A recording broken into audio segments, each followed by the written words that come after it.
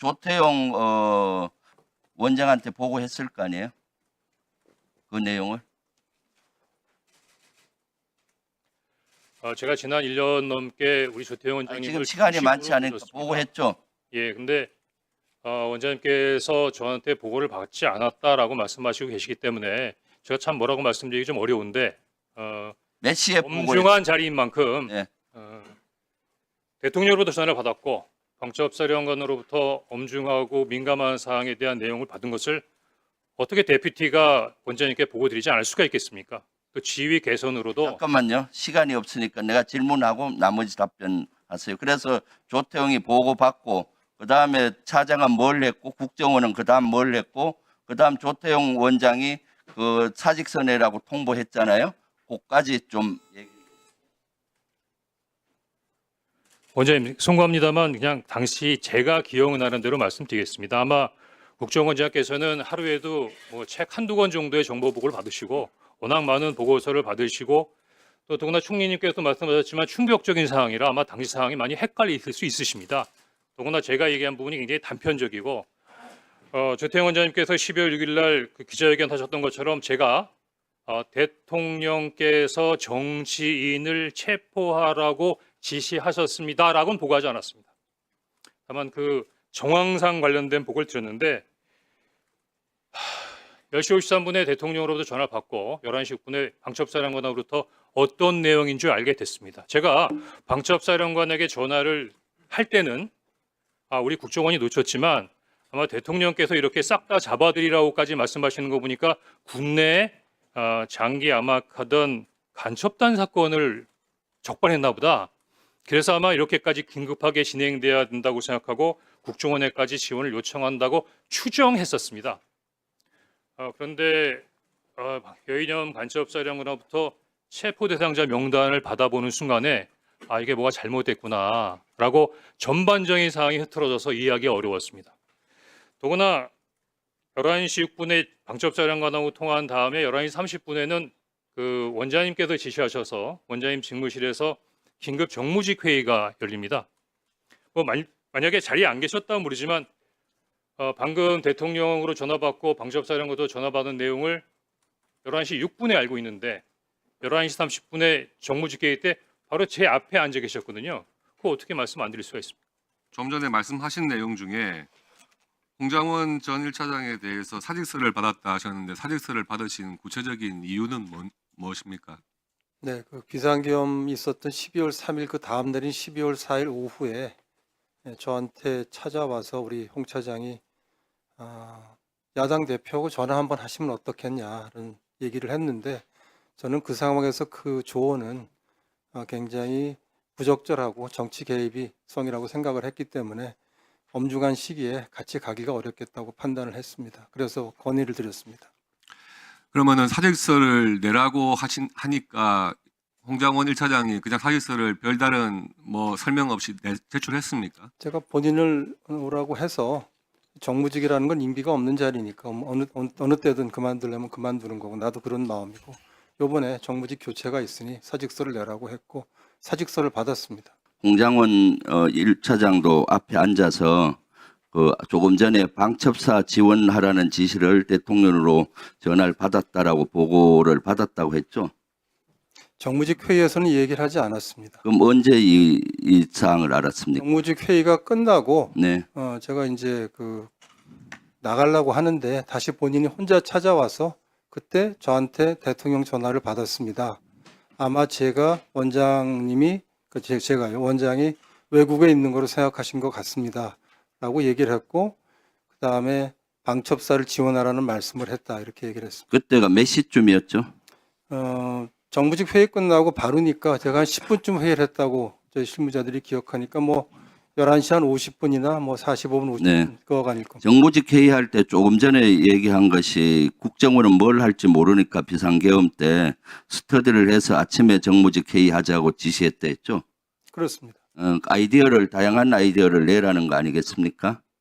그리고 그 끝나고 홍장원 1차장이 방첩사 지원하라는 대통령 전화를 보고했는데 무슨 지시는 했는지 모르겠다라고 얘기했죠. 말씀드려도 됩니까? 예. 우선 그 정무직 회의에서의 얘기는 그 당시 어느 한 정무직은 저한테 그거는 법령과 매뉴얼을 찾아봐야 될 것 같다. 아니, 저 묻는 답변 그래서 제가 아이디어를 내자는 게 아니라 하게 되어 있는 해가 그러니까 하게 돼 있는 일이 뭐냐 뭐 그런 거 무엇인지 아니겠어요? 묻는 그리고 거고요. 또 스터디 하라고 그다음에 그다음에 묻는 것만 답하세요. 그다음 방첩사를 지원하라고 했는데 조금 전에 무슨 지시인지는 몰랐다 하는데 이것은 말이 안 되죠. 대통령 지시가 방첩사 지시한 건데 뭐인지 확인을 안 했단 말이에요. 홍장원 1차장은 당연히 얘기했을 것이고 그리고 나서 그 다음날 홍 차장이 오후에 야당 대표한테 한번 전화 한번 하시죠. 이것이 어떻게 정치적인 중립 위반이죠? 전화하라는 아이디어를 내는 것이.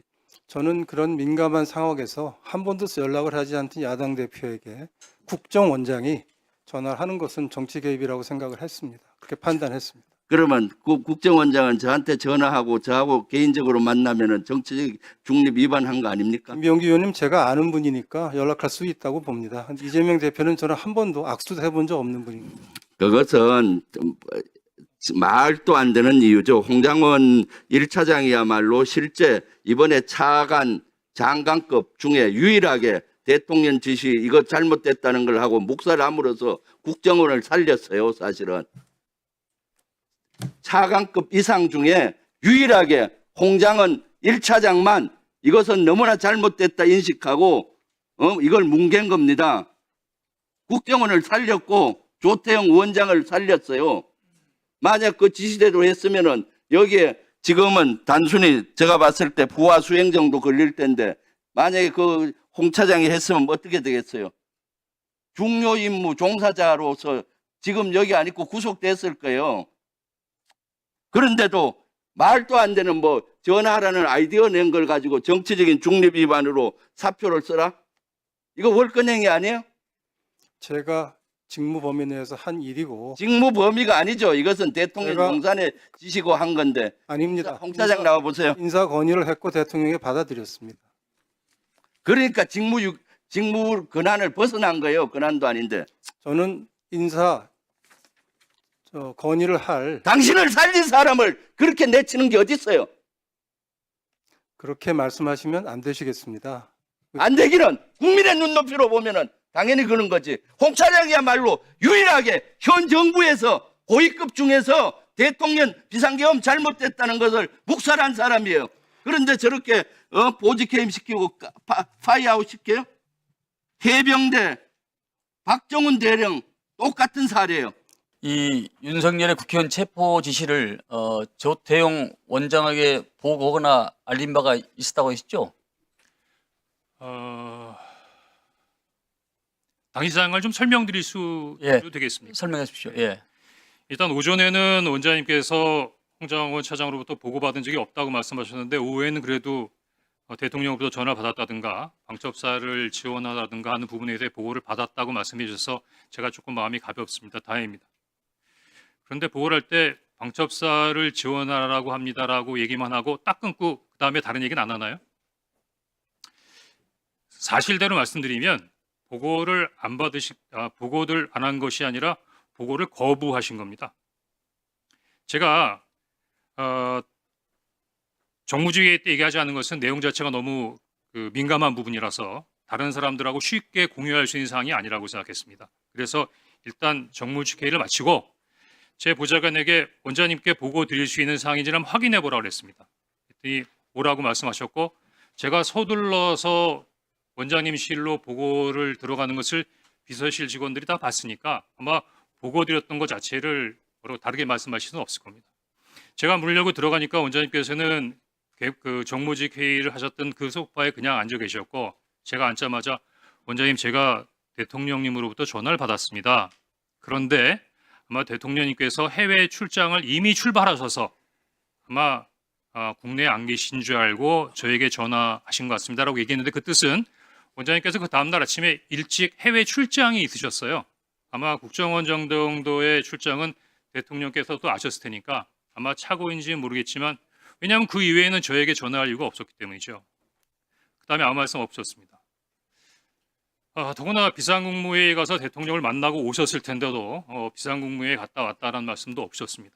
그래서 제가 이어서 대통령께서 방첩사를 지원하라고 합니다라고 하니까 아무 말씀도 없으셨습니다.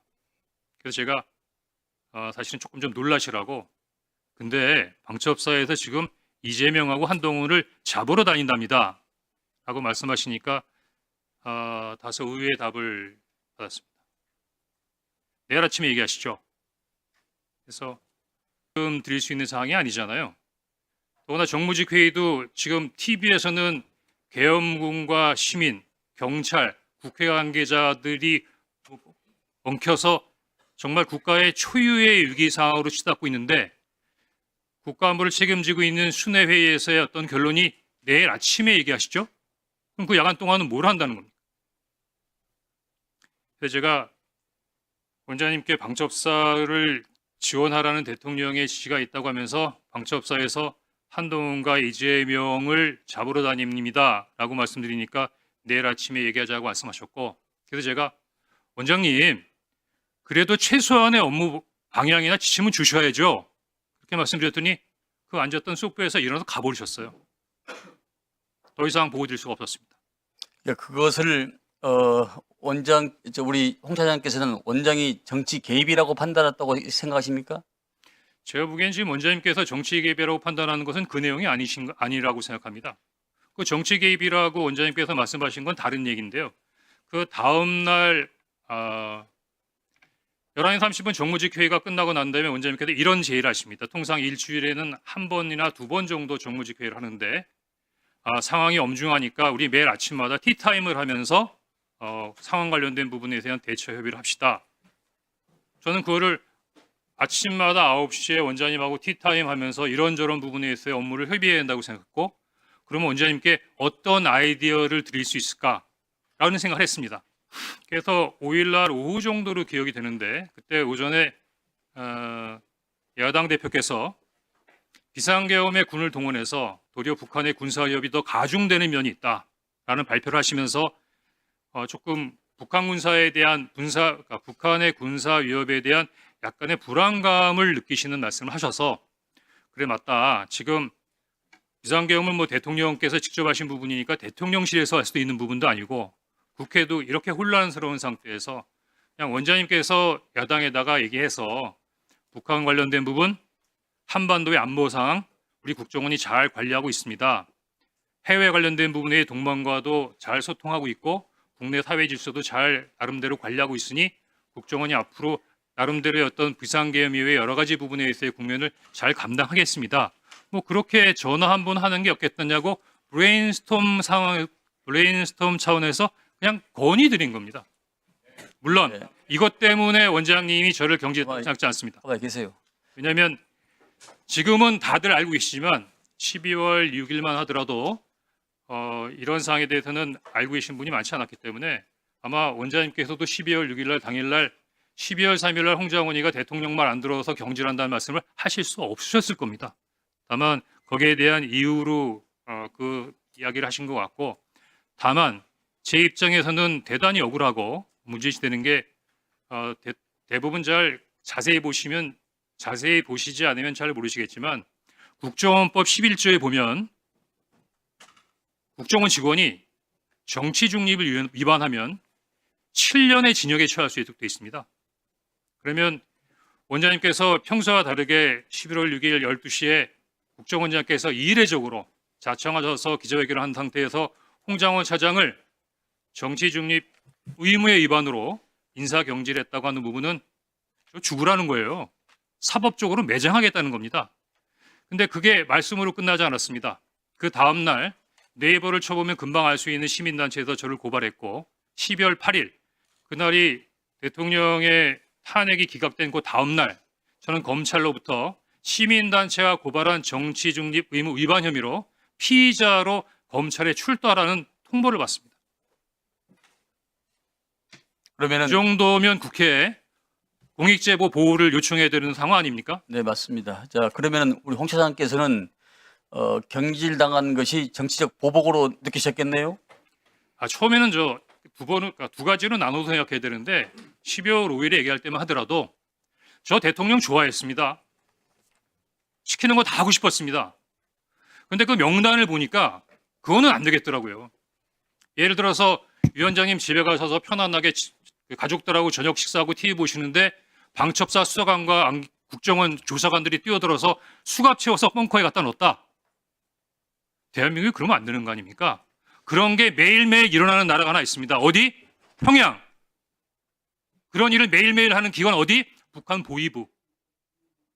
이상입니다. 그날 그 홍장원 차장이 정무직 회의에서나 아니면 저하고 따로 면담을 할 때 대통령이 체포 지시를 즉 싹 다 잡아들이라는 얘기를 했다는 말을 한 적이 없습니다. 그 얘기는 제가 전혀 못 들었고요. 그 다음에 방첩사를 지원하라고만 대통령이 말씀을 했는데 정치인들이 방첩사가 정치인들을 체포하러 다닌다는 얘기도 저한테 하지 않았습니다. 자, 그러면 지금부터 잠시만 주목해 주시기 바랍니다. 제가 구독자분들을 위해서 선물 하나를 준비했는데요. 제가 항상 여러분들께 드리는 말씀이 있습니다. 뉴스만 평소에 잘 챙겨보셔도 돈이 되고 돈을 벌 수 있다라고 말씀을 드렸는데요. 여러분들은 여기 보시는 삼성전자 뉴스를 보고 어떤 생각이 드세요? 아니면 정치인들의 뉴스, 날씨 뉴스를 보고는 어떤 생각이 드시나요? 그냥 뉴스만 보고 끝내는지 아니면 이 뉴스를 어떻게 이용할 수 있는지 이 부분을 고민하고 계시는지를 되물어보고 싶습니다. 그 이유가 뭐냐 하면 제가 지난번에 여러분들께 뭐라고 말씀을 드렸었죠? 지금은 반도체 섹터를 눈여겨보셔야 한다고 말씀드렸습니다. 그리고 나서 이런 썸네일들 뉴스를 통해서 많이 보셨을 겁니다. 반도체 내용이 이슈가 됐을 때 부자들은 어떻게 생각한다? 반도체 관련주들은 뭐가 있는지, 어떤 종목이 가장 좋은지, 어디에 투자해야 돈이 몰리는지 자연스럽게 생각한다고 제가 말씀을 드렸죠. 그 이유가 뭐냐 하면 부자들이 봤을 때는 이슈가 곧 돈으로 이어지고 그 이슈가 나에게 돈을 벌어준다는 경험적 확신이 있기 때문에 부자들은 항상 이런 사회적 이슈를 관심 있게 챙겨본다고 제가 말씀을 드렸습니다. 이번에도 마찬가지인데요. 제가 지난번에 시청자분들과 함께하는 주식으로 수익 내기 이벤트를 진행했었죠. 당연히 100% 무료로 진행을 했었고요. 여기 보시면 아시겠지만 제가 지난번에도 구독이라고 보내주신 모든 시청자분들께 반도체 관련주 중에 가장 크게 급등할 딱 한 종목, 많은 종목도 아니라 한미반도체 한 종목을 여러분들께 추천드렸어요. 그러면서 여기 나와 있는 대로 정확히 얼마에 매수해야 하는지, 그리고 수익률이 어느 정도 나왔을 때 팔아야 하는지를 이런 부분들까지 여러분들에게 정확히 알려드렸었는데 지금 실제로 어떻게 되었다? 오른쪽을 보시면 아시겠지만 제가 지난번 문자 발송으로 이 한미반도체를 소개해드리고 나서 실제로 이렇게 5배 이상 어마무시한 상승이 나왔습니다. 100만 원만 투자를 했어도 무려 500만 원이 넘는 수익금이 생긴 거죠. 그래서 당시에도 굉장히 많은 분들이 제가 드린 이 한미반도체로 수익을 내실 수가 있으셨을 텐데요. 다시 한번 축하드린다고 말씀을 드리겠고 이번에도 마찬가지입니다. 앞으로도 2024년, 2025년 계속해서 기대해볼 섹터는 AI입니다. 그 중에서도 AI 반도체는 그 누구도 부정할 수 없는 미래성장 산업입니다. 그러면 우리가 어떻게 생각해 볼 수 있을까요? AI 반도체 종목 중에 앞으로 크게 대장 역할을 하면서 10배 이상 급등할 수 있는 템베거 종목을 지금부터 열심히 추적해야 한다는 겁니다. 큰 돈을 투자하지 않더라도 월급의 일부분 아주 소액이라도 이 종목을 모아가야 수백 %의 수익률을 손에 쥘 수 있는 것이죠. 지금 여러분이 보고 계시는 이 유튜브 또한 AI 반도체와 아주 밀접한 연관이 있고 반도체야말로 대한민국의 핵심 산업으로 앞으로 더더욱 시장은 성장할 수밖에 없습니다. 그렇기 때문에 제가 이번에도 뭘 보내드리고 있냐면 지난번과 똑같이 구독이라는 문자를 보내주시면 제가 AI 반도체 관련주 중에 앞으로 대장주 역할을 하면서 주가가 가장 크게 급등할 한 종목을 여러분들께 문자 발송으로 종목명과 사고 파는 시점을 모두 알려드릴 건데요. 그 문자를 받고 여러분들이 주식으로 돈 버는 연습을 한번 해보셨으면 좋겠고요. 혹시라도 나는 주식을 하지 않는다 하시는 분들은 주변에 주식하시는 지인분들에게 말씀을 해주셔도 되고요. 아니면 연세가 있으셔서 투자가 어렵다 하시는 분들은 이 종목을 자녀분들에게 한번 사봐라. 이걸로 한번 수익을 내봐라. 이렇게 조언을 해주실 수도 있는 거겠죠. 그래서 지금 이 영상을 보시는 시청자분들 중에 나도 이번 종목이 좀 궁금하다 하시는 분들은요. 누구나 상관없이 그리고 어느 시간대나 상관없이 부담없이 010-2514-5930번으로 구독이라는 문자 보내주시면 제가 이번에도 똑같이 무료 추천 급등주 문자를 보내드리겠습니다. 이해되시겠죠? 제 번호 010-2514-5930번으로 구독이라는 문자 보내주시면 여러분들이 직접 이슈를 통해서 돈 버는 연습을 해보실 수가 있는 거고 제가 돈을 받는 것도 아니고 투자를 대신해 드리는 것도 아니기 때문에 부담 없이 신청해 주시면 되는 겁니다. 그리고 수익이 나면 저는 다른 것은 하나도 바라지 않습니다. 제 채널에 구독, 좋아요 한 번씩만 눌러주시라 이렇게 다시 한번 말씀을 드리겠습니다.